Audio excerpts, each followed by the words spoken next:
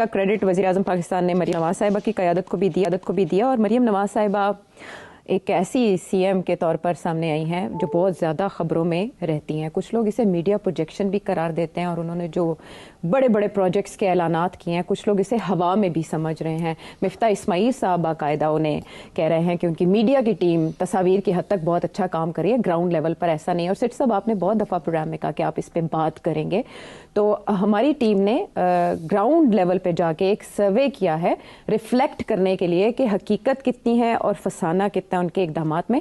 मेरा ख्याल है हम वो पहले रिपोर्ट ऐड करते हैं, फिर मैं आपका तजिया जानती हूँ कि आप किस हद तक हकीकत पे मबनी समझते हैं इन ऐलानात और दावों। यही तो मैं देखना चाहती थी पंजाब में, खेलता पंजाब, पढ़ता पंजाब, तरक्की करता हुआ पंजाब, आगे बढ़ता हुआ पंजाब। शाबाश शाबाश, वेरी वेल डन। पाकिस्तान की तारीख की पहली खातून वजीर आला मरियम नवाज जो 1 साल से सूबे पंजाब पर हुक्मरानी कर रही हैं, दीगर वज़राए आला की निस्बत ज्यादा मुतहर्रिक नजर आती हैं। आए दिन वो अवामी फलाह बहबूद के लिए मुख्तलिफ प्रोजेक्ट्स मसलन तालीम, हेल्थ, खेल और दीगर इंफ्रास्ट्रक्चर की तशहीर करती नजर आती हैं। अवाम इन मंसूबों से कितनी मुस्तफीद हो रही है, आइए जानते हैं।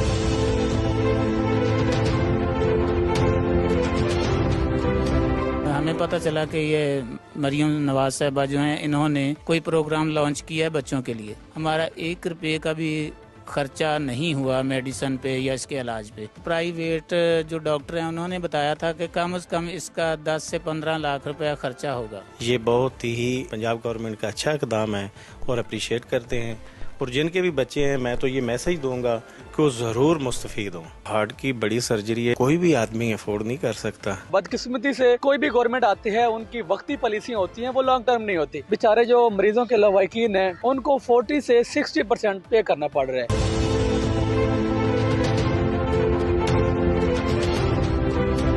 मेरा ताल्लुक एक गांव से है। फीस बहुत ज्यादा थी और स्कॉलरशिप जो था ना, एक ब्लेसिंग से कम नहीं थी। स्कॉलरशिप मुझे मिल गया। अब मेरे जो ड्रीम्स हैं मैं इनको फुलफिल कर सकूं। बहुत से स्टूडेंट्स ऐसे होते हैं जो बहुत डिजर्विंग होते हैं, उनके पेरेंट्स अफोर्ड नहीं कर सकते। अब इन तरह के एरिया से होते हैं जहाँ पर एजुकेशन का इतना अच्छा वो मेरिट नहीं होता, वो क्राइटेरिया नहीं होता। और इस तरह के स्कॉलरशिप्स के थ्रू एक तो उन्हें फाइनेंशियल हेल्प मिलती है, दूसरा उनके इलाके में दूसरे स्टूडेंट्स के लिए भी वो इंस्पिरेशन बनते हैं। मेरा एक भाई है, उसने पहले छोड़ दिया मेरी वजह से, और दूसरे भाई ने सेकंड ईयर में तकरीबन छोड़ दिया मेरी वजह से कि यार तू एक अच्छे इदारे में पढ़। और इस वजह से मुश्किल था कि आगे जाके मैं अपनी कंटिन्यू रख सकता और खर्चे पूरे हो सकते, तो शायद मैं अपनी तालीम छोड़ देता बाद में। सलाम है मरियम नवाज को मेरी तरफ से। मेरा ताल्लुक असल में पंजाब से नहीं है, हम जीबी से हैं, तो इसलिए हमें स्कॉलरशिप नहीं मिली यहाँ पर। बाकी जितने सीएम्स हैं उनसे भी रिक्वेस्ट करते हैं कि वो अपने इलाके में या अपने जो सूबे में इस तरह के इनिशिएटिव्स लें। अच्छे मार्क्स आ रहे हैं उनको, तो ये कुछ नहीं दे रहे। एमफिल हम भी कर रहे हैं, पर वो मास्टर बेस पे सारी स्कॉलरशिप दे रही है। टाइम लिमिट इतनी कम थी कि हम ना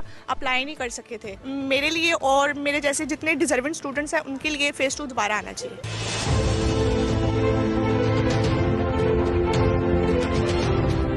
बड़ी मुश्किलों से ये मैंने प्लॉट लिया हुआ था, तकरीबन 4 साल गुजर गए थे, तो मैं बना नहीं पा रहा था क्योंकि मेरे पास इकट्ठे पैसे नहीं थे। फिर मुझे मरियम साहिबा की तरफ से जो लोन मिला तो मुझे बड़ी आसानी इस तरीके से ये मुझे रकम मिल गई। ये स्कीम चली और गवर्नमेंट ने अच्छी स्कीम चलाई है। इसमें कोई किसी तरह का कोई बेईमानी नहीं, किसी तरफ से कोई किसी का दबाव नहीं, कोई किसी ने पैसे नहीं मांगे। इखलाक के साथ हर आदमी हमारे साथ तावन किया। हमारा जो शत का ख्वाब था वो पूरा हो गया। अगर आपने ये कर्जा दिया है तो उसकी जो हिस्ट्री जो वसूली है, थोड़ा सा उसमें आसानी आ जानी चाहिए ताकि आसानी के साथ इस कर्जे को वापस कर सके।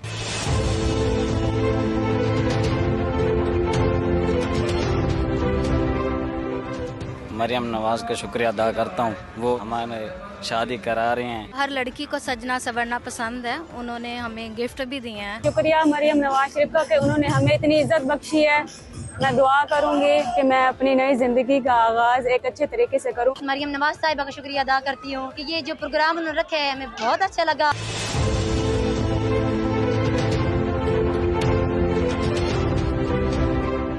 मैं वज़ीर आला पंजाब का बेहद मशकूर हूँ जिन्होंने हमें 10 लाख सब्सिडी दी है और ये ग्रीन ट्रैक्टर स्कीम और मेरा किसान कार्ड भी इशू है और इनके बहुत देर पास रात रहेंगे। उन्होंने अपना जाती में लगे, अब पहले मैं ट्रैक्टर किराए से लेके आऊंगा, बड़ी आसानी होगी।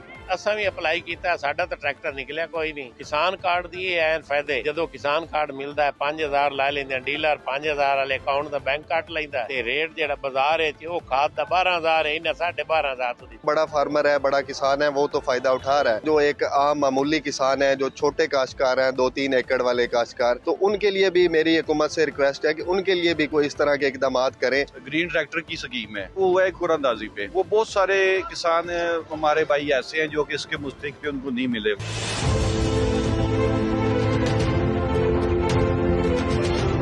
बिला नागा जो आके अपना दरवाजा नोक करके कूड़ा जो है वो लेके जाते हैं। गवर्नमेंट का बड़ा अच्छा स्टेप है और हम लोग इससे बड़ा सेटिस्फाइड भी हैं। परमानेंट लोग आ रहे हैं, सुबह आते हैं, टाइम पे आते हैं, टाइम पे कूड़ा ले जाते हैं। भाई जान अगे रोड से खड़े होंगे, कोई कंडे चुकन वाला आ जाता, कोई बैटरी चुकन वाला, सानू बाजनासी लगी रहती, परेशानी बनती है। असं हम एक साइड से खलोते हैं, बाजी और रेडियां दी, असं पुरसकून खड़ोते हैं। रेडियां वगैरह उन्होंने सब उठवा दी, रोड बंद हो जाता था, उसकी वजह से ट्रैफिक जाम रहती थी। ये इन्होंने अच्छा इकदाम किया है कि इन्हें ये साइड पे लगा दिया और फल भी अच्छा मिलता है। सड़क पर रेडी लगाते थे ना, परेशानी ज्यादा आ रही थी, अब जो है ना परेशानी खत्म हो गई है। ये थी उन लोगों की राय जिनको इन मंसूबों के बारे में इल्म था और उन्होंने फायदा उठाने की कोशिश की। अब हम देखते हैं